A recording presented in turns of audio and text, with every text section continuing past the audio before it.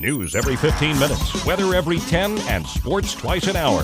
Newstalk, KGVO, AM 1290 and 101.5 FM. You're listening to Montana Morning with Peter Christian. The search is underway for a man who assaulted a 12-year-old child in Hot Springs. Good morning, everyone. It's Montana Morning. It's Tuesday, May 17th, 2016. Sky mostly clear, just a few high clouds. We're sitting at 40 degrees in Missoula right now. And our newscast sponsored by Attcked Excavating, where they bring 30 years of excavation excellence to every job. Call 214-4292. Our top story this morning, the Sanders County Sheriff's Office is searching for a man who assaulted a 12-year-old girl over the weekend. The Sheriff's Office said the girl was riding her bicycle in a field at about 7:30 Saturday evening when she was ambushed by an unknown male who was wearing a black Adidas hoodie and a ski mask. He left the area on a bicycle. The girl was taken to the hospital for treatment of undisclosed injuries. When 51-year-old Mark Luthley appeared in Justice Court yesterday on a charge of felony partner or family member assault, the Missoula County Attorney's Office asked that bail be set at $25,000. Deputy County Attorney Celine Kepke emphasized Luthley's criminal background and previous convictions in asking substitute justice of the peace Travis Dye for a high bail. The state's going to ask for bail in the amount of $25,000 in this case. It appears the defendant has a substantial criminal history. He acknowledged to police officers that he has spent time in prison for a prior PFMA. As of right now, we have verified 2 prior PFMA convictions. Kepke also asked for other conditions of release. In this case, Your Honor, the defendant threw hot coffee on an ex-girlfriend's face and kicked her. We're asking for that he have absolutely no contact with the victim, that he be restrained from 1700 Cooley, that he be on GPS and alcohol monitoring through the SAP program. After the defendant requested a lower bail amount, Judge Dye set bail at $5,000, stating that the GPS monitoring should, quote, take care of the public safety aspect, end quote. Luthley was ordered to appear in court again on June 2nd. 34-year-old Brock Eggleston's in the Missoula County Jail on a probation violation for drugs, but now faces more serious felony charges of theft and embezzlement. Deputy County Attorney Carla Pater said the charges were filed against Eggleston last week. I just charged him with embezzling merchandise from the PS Mini Mart. He stole, it looks like, a little over $13,000 in scratch lottery tickets and a little over $2,000 in money from the tills. Pater described how Eggleston's illegal activities came to light. It came to the assistant manager's attention after he did a full inventory stock and noticed the missing scratch tickets, and also he reviewed the transactions of, I think they were EBT transactions, and noticed the discrepancy because he was covering his tracks pretty well. Pater said each count carries from 1 to 10 years in prison, but once Eggleston is already in custody on other charges, the penalties will probably be tacked onto his present sentence. She said the date for Eggleston's Justice Court appearance on those charges has not yet been set. An investigation by a digital forensics company into the release of sensitive student information from a Missoula high school in December has found that user error led to the data breach.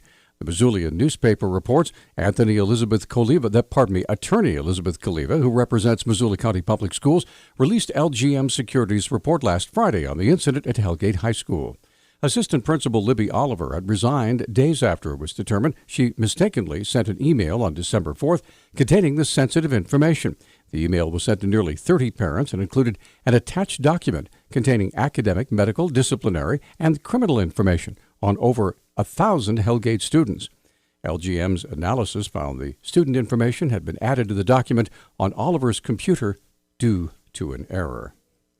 The Democratic candidate for Montana's U.S. House seat is proposing 6 debates with Republican Congressman Ryan Zinke. Denise Juneau, the current superintendent of public instruction, proposed a series of debates over the summer and fall in Billings, Bozeman, Butte, Glendive, Great Falls, and Pablo on the Flathead Indian Reservation. Juneau says it's important to agree upon and quickly set a realistic number of debates. She wants them moderated by an independent news or community organization. Zinke campaign spokeswoman Heather Swift told lead newspapers of Montana the campaign received Juneau's letter and looks forward to working with Montana media organizations to schedule several debates. Attorney Dick Comer from the Institute for Justice is currently representing 3 Montana mothers from Kalispell who are fighting against a Montana Department of Revenue decision not to allow religious schools to be covered by the state's recently passed school choice program. Comer says the decision by the Montana Department of Revenue is unprecedented and compared Montana's reaction to that of the Arizona Department of Revenue, the first state to adopt the school choice tax credit program. The state implemented the legislation as written, and yes, they got sued. And that's happened in, half a dozen other states that have done these tax credit scholarships. But none of them have been struck down for including religious schools. All of them have been upheld. Comer says Montana's Attorney General has backed away from the lawsuit and that the Department of Revenue has had to seek different attorneys. When the rule was proposed by the Department of Revenue, the Attorney General's office filed comments which said this rule is not required by the Montana Constitution, and excluding the religious options violates parents' constitutional rights itself. They told DOR they wouldn't defend them in court, and so DOR is defending itself in court. According to Comer, the legal debate will come down to two provisions in the Montana State Constitution, which he says have been, quote, grossly misinterpreted, end quote, by the Montana Department of Revenue. Researchers say Montana elk are to blame for an animal disease spreading into new areas around Yellowstone Park. The finding disputes conventional wisdom that said park bison and wildlife feeding grounds in Wyoming were responsible. Scientists with the U.S. Geological Survey and other institutions traced transmissions of the disease brucellosis following a recent spike in livestock infections. They say a strain of the disease that originated in artificial elk feeding grounds in Wyoming is now self-sustaining in Montana. A different brucellosis strain is found in bison. The findings were published in the May issue of Nature Communications. The most recent Prevention Needs Assessment Survey found that more than half of 12th graders had used alcohol within the past 30 days, and the same was true for nearly 15% of 8th graders. However, according to Prevention Resource Center Director Vicki Turner, the stats in Missoula County show a positive trend. Alcohol remains the number one drug of choice for young people in the Missoula County area. However, the rate since 2010, when it comes to 30-day use rates, has dropped almost 13-14%. So that is really good news. Turner praised groups like Missoula Forum for Children and Youth for helping to slow down the rate of youth alcohol consumption, but she said parents were the most important element. We know that parental disapproval of underage drinking is the number one reason why youth choose not to drink. And we know that through self-reported surveys on the Prevention Needs Assessment and the Youth Risk Behavior Survey. And so if we help parents know how to start the conversation and keep it going, we think we'll do a good job at helping our young people make good decisions. According to Turner, Montana youth still consume alcohol at a higher rate than the national average, but she says all counties in the state show a declining trend.